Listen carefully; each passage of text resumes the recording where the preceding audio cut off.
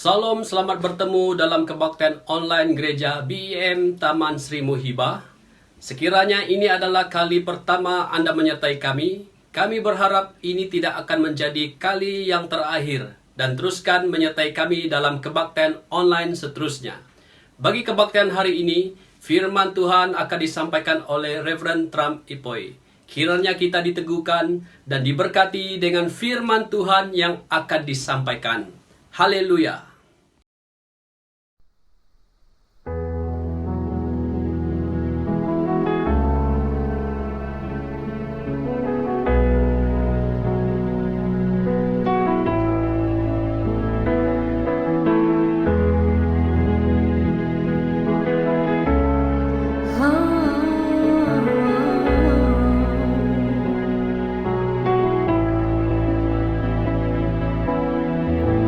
Mari sama-sama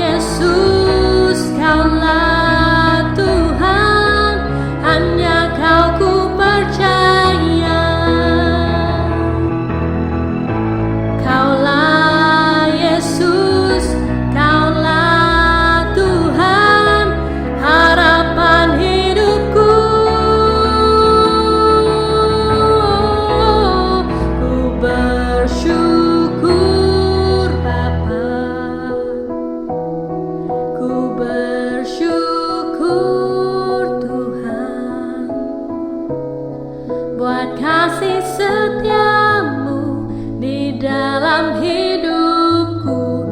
Ku bersyukur,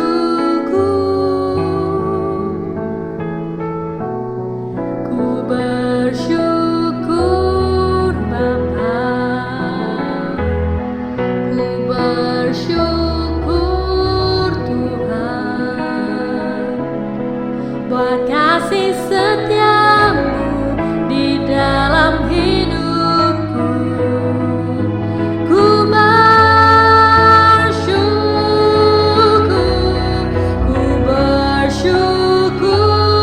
Bapa, ku bersyukur Tuhan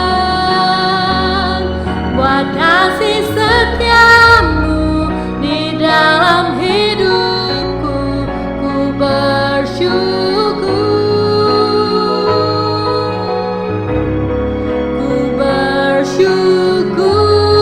Bapa,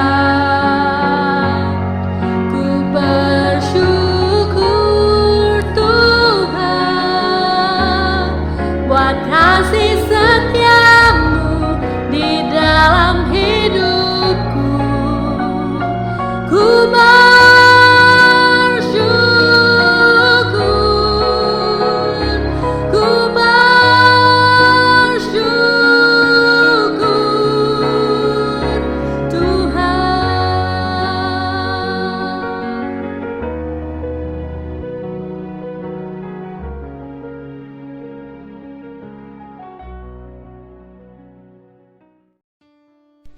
Jemaat yang dikasihi di dalam Tuhan Yesus, mari kita melihat petikan kita pada hari ini terdapat di dalam 1 Petrus pasal 4 ayat 1 sampai yang ke-11. 1 Petrus pasal 4 ayat 1 sampai ayat yang ke-11. Jadi karena Kristus telah menderita penderitaan badani, kamu pun harus juga mempersenjatai dirimu dengan pikiran yang demikian. Karena barang siapa telah menderita penderitaan badani, ia telah berhenti berbuat dosa. Supaya waktu yang sisa jangan kamu pergunakan menurut keinginan manusia, tetapi menurut kehendak Allah. Sebab telah cukup banyak waktu kamu pergunakan untuk melakukan kehendak orang-orang yang tidak mengenal Allah. Kamu telah hidup dalam rupa-rupa hawa nafsu, keinginan, kemabukan, pesta pora, perjamuan minuman, dan penyembahan berhala yang terlarang. Sebab itu mereka heran bahwa kamu tidak turut mencemplungkan diri bersama-sama mereka di dalam kubangan ketidaksenonohan yang sama, dan mereka memfitnah kamu. Tetapi mereka harus memberi pertanggungan jawab kepada Dia yang telah siap sedia menghakimi orang yang hidup dan yang mati. Itulah sebabnya maka Injil telah diberitakan juga kepada orang-orang mati, supaya mereka, karena seperti semua manusia, dihakimi secara badani, tetapi oleh Roh dapat hidup menurut kehendak Allah. Kesudahan segala sesuatu sudah dekat. Karena itu kuasailah dirimu dan jadilah tenang supaya kamu dapat berdoa. Tetapi yang terutama, kasihilah sungguh-sungguh seorang akan yang lain, sebab kasih menutupi banyak sekali dosa. Berilah tumpangan seorang akan yang lain dengan tidak bersungut-sungut. Layanilah seorang akan yang lain sesuai dengan karunia yang telah diperoleh. Tiap-tiap seorang sebagai pengurus yang baik dari kasih karunia Allah. Jika ada orang yang berbicara, baiklah ia berbicara sebagai orang yang menyampaikan firman Allah. Jika ada orang yang melayani, baiklah ia melakukannya dengan kekuatan yang dianugerahkan Allah, supaya Allah dimuliakan dalam segala sesuatu, karena Yesus Kristus ialah yang mempunyai kemuliaan dan kuasa sampai selama-lamanya. Amin. Mari kita berdoa. Terima kasih Tuhan, firman-Mu yang telah kami baca, dan biarlah firman ini yang akan mengambil bahagian di dalam hidup kami. Dari penghuraiannya Tuhan, kami dapat memahami apa yang kami harus lakukan sebagai orang yang percaya kepadamu. Karena di dalam nama Tuhan Yesus Kristus kami berdoa. Amin.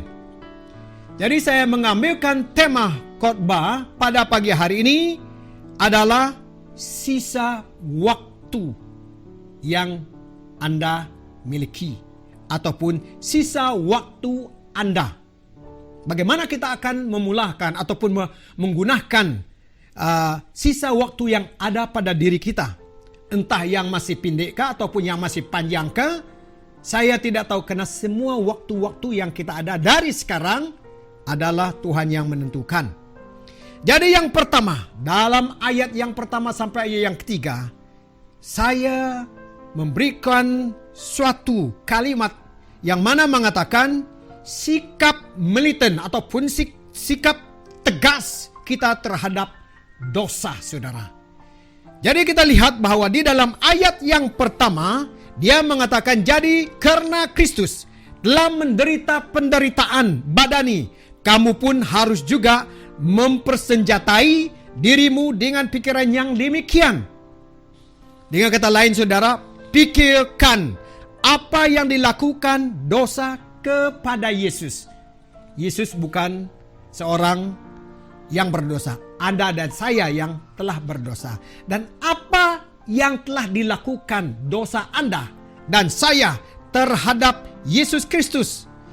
Karena dia datang ke dalam dunia ini dan menderita secara badani bukan karena dosanya, tetapi dosa Anda dan saya, saudara. Kita semua umat manusia sepatutnya menuju kepada kehancuran. Tetapi dia yang tidak pernah berdosa datang ke dalam dunia ini adalah Tuhan sendiri menanggungkan semua dosa kita. Karena cintanya kepada Anda dan saya. Jadi kesayangannya, kecintaannya kepada Anda dan saya sangat terbukti. Siapa di antara kita yang sanggup mati bagi orang yang membuat salah? Tidak ada. Kita siap mati mungkin untuk orang yang tidak membuat kesilapan. Yang kedua, kita lihat bagaimana sikap tegas kita terhadap dosa, saudara. Di dalam ayat yang kedua mengatakan, supaya waktu yang sisa jangan kamu pergunakan menurut keinginan manusia, tetapi menurut kehendak Allah, saudara. Berarti, saudara, hidup yang kita miliki ini haruslah kita nikmati kehendak Allah. Apa kehendaknya? Agar kita hidup suci di depannya, jujur di depannya, dan siap berkorban seperti dia berkorban. Mungkin tidaklah kita sampai seperti dia, tetapi marilah kita menurut firman Tuhan, kata Paulus kepada orang di Korintus, ya marilah kita berusaha mencapaikan karunia yang paling utama, saudara. Jadi yang ketiga, sikap kita sebagai orang yang tegas terhadap dosa, yaitu ingat siapa Anda sebelum Anda bertemu Yesus. Kita ini adalah orang berdosa. Dan kalau orang membuat yang jahat kepada kita, kita akan melawankan dengan jahat juga.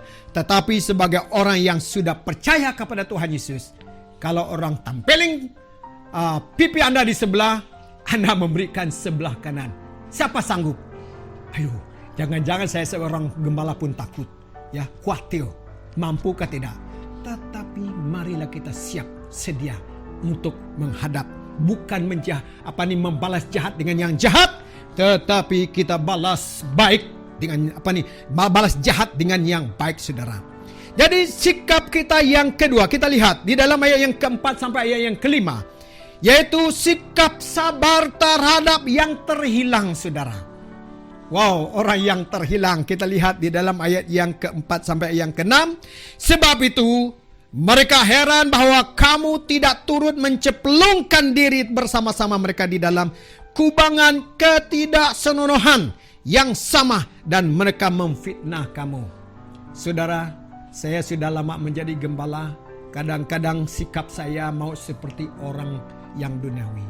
Saya pun berusaha, saudara, berusaha menghadapkan nafsu dunia ini. Kalau orang mau menombok, saya pun mau membalas. Itu ada sikap yang manusia saya. Tapi marilah kita bersabar dengan orang yang membuat yang salah kepada kita. Seperti yang dikatakan di sini, saudara. Ayat yang keempat, tetapi mereka harus memberikan pertanggungjawab kepada dia yang telah siap sedia menghakimi orang yang hidup dan yang mati. Yang keenam, itulah sebabnya maka Injil telah diberitakan juga kepada orang-orang mati, supaya mereka sama seperti semua manusia dihakimi secara badani, tetapi oleh roh dapat hidup menurut kehendak Allah. Nah, saudara, bukan hanya saya sebagai seorang pastor, tapi kita semua jemaat-jemaat juga dikatakan hamba Tuhan. Ya, marilah kita sabar terhadap mereka yang hilang. Mungkin juga menyakitkan hati kita ataupun susah kita pergi ke tempat-tempat di mana kita harus pergi membawakan Injil, tapi kita perlu sabar. Dalam pelayanan ini, saudara, saya melihat banyak orang yang susah dalam hidup, tidak berguna di dalam masyarakat. Apabila kita menunjukkan belas kasihan, ya ada di antara kita yang sudah seperti begitu dan sekarang berterima kasih. Pastor, saya berterima kasih karena kasih-Mu kepada saya. Sebenarnya itu kasih dari Tuhan. Itu hanya sedikit saja yang saya buat sudah menyentuhkan hati. Apalagi kalau kita membuatkan seperti Tuhan Yesus terhadap kita. Siap menanggung semua, siap pergi kemana-mana melayani orang. Tidak pilih ada ekon kah, ada kereta kah, tetap berjalan kaki, saudara. Membawakan Injil. Ya, bukan senang, tetapi yang memberikan sukacita kepada kita. Kalau ada satu orang yang terima Tuhan, ribuan malaikat di surga menyambutkan kedatangannya. Jom, marilah jemaat-jemaat yang dikasihi pada hari ini membuatkan suatu komitmen untuk membawakan berita Injil itu tanpa takut dan gentar, tanpa rasa terbeban. Jangan rasa bersungut-sungut, tetapi dengan tenang kita pergi, sukacita dan damai saja. Ada amin, saudara? Jom, mari kita lihat yang ketiga, sikap yang penuh harapan terhadap Kristus. Ya, dikatakan di dalam ayat ke-7, kesudahan segala sesuatu sudah dekat. Karena itu kuasailah dirimu dan jadilah tenang supaya kamu dapat berdoa. Wah, ini sikap yang sangat-sangat ya susah. Tetapi kita perlulah bersikap penuh tenang, ya, tenang dan punya harapan kepada Kristus Yesus. Walaupun kita tidak melihat Dia, sama seperti anak muridnya. Tapi dikatakan berbahagialah orang yang tetap percaya, berharap kepada Tuhan walaupun dia tidak melihat Yesus. Ya, saya melihatkan ya muka Yesus di tiap muka kita. Kita lihat ciptaannya. Ya, kita punya harapan penuh terhadap Kristus. Sang pencipta, sang penyelamat kita akan datang kedua kali menyelamat Anda dan saya dan kita semua yang percaya kepadanya. Lalu yang keempat, yang terakhir, di dalam ayat yang ke-8 hingga ke-11 mengatakan di situ adalah sikap yang kuat terhadap orang-orang kudus. Ya, bukan hanya terhadap dosa kita, bukan hanya terhadap orang yang hilang, bukan hanya terhadap Yesus, tetapi lebih-lebih lagi juga, saudara, terhadap orang kudus. Ya, orang kudus. Siapa orang kudus? Kamu dan saya lah, saudara. Hamba-hamba Tuhan yang ada di antara kita, saudara. Pemimpin-pemimpin gereja yang ada di antara kita, saudara. Di dalam ayat ke-8, tetapi yang terutama kasihilah sungguh-sungguh seorang akan yang lain, sebab kasih menutupi banyak sekali dosa, saudara. Ya, kita ini dikatakan orang kudus. Masih juga membuatkan kesilapan ataupun menyakiti hati satu dengan yang lain tanpa sengaja. Maafkanlah mereka. 1 kali, 2 kali, ketiga kali perbuatan dia begitu. Saya bosan, kadang-kadang kita kata, saya bosan dengan orang ini. Dia kata begini-begini tapi masih juga buat. Itu adalah manusia kita, saudara. Tapi ingat, kita harus mengasihi, membantu satu dengan yang lain, menegur dan muat satu dengan yang lain. Di dalam ayat 9, berilah tumpangan seorang akan yang lain dengan tidak bersungut-sungut, saudara. Wow, ini bukan perkara yang paling senang, saudara, paling susah. Ya, orang datang, jadi kita punya keluarga kadang-kadang datang orang dan tidak puas-puas, ya, tidak habis-habis. Tetapi marilah kita sebagai orang yang percaya, siap memberikan tumpangan kepada siapa yang datang minta bantuan daripada kita. Yang 10, layanilah seorang akan yang lain sesuai dengan karunia yang diperoleh tiap-tiap orang sebagai pengurus yang baik dari kasih karunia Allah, saudara. So, kita ini sudah diberikan semua karunia itu, saudara, agar kita kita dapat layani satu dengan yang lain dengan kasih karunia yang diberikan Tuhan kepada kita. Yang terakhir, ayat yang 11, jika ada orang yang berbicara, baiklah ia berbicara sebagai orang yang menyampaikan firman Tuhan.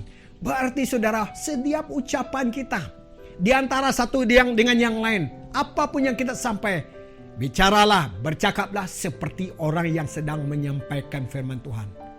Berarti tidak boleh kita main-main dengan kata yang najis, yang kotor. Kadang-kadang kita hamba Tuhan ini, seringkali kita dengar di antara hamba Tuhan tidak peduli keluar kata-kata yang tak senonoh, apalagi saya tidak tahu pemimpin gereja dan jemaat kata kita, boring lah kalau tidak kata-kata yang membuat kita ketawa. Tapi itu adalah kata-kata kotor yang pelik, yang tak patut keluar daripada mulut kita.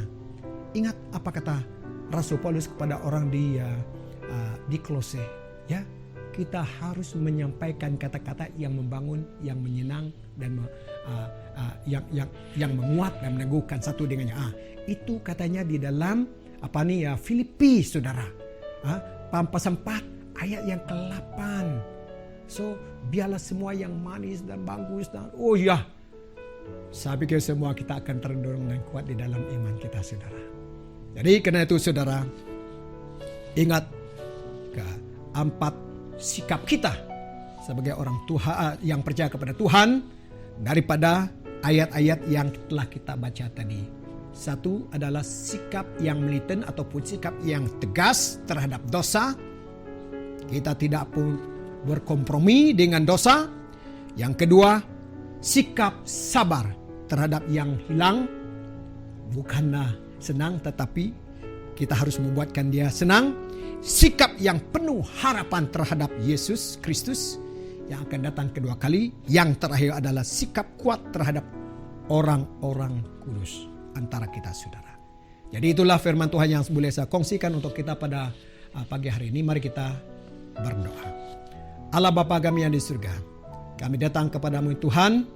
Berkatilah setiap kami yang telah mendengarkan firman-Mu pada pagi hari ini.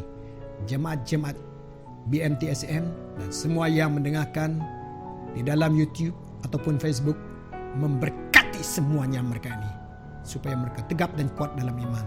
Karena hari-hari ini bukan menjadi baik, tetapi akan kami hadapi banyak tantangan. Tuhan membawa kami di atas semuanya. Karena di dalam nama Tuhan Yesus Kristus kami berdoa. Amin.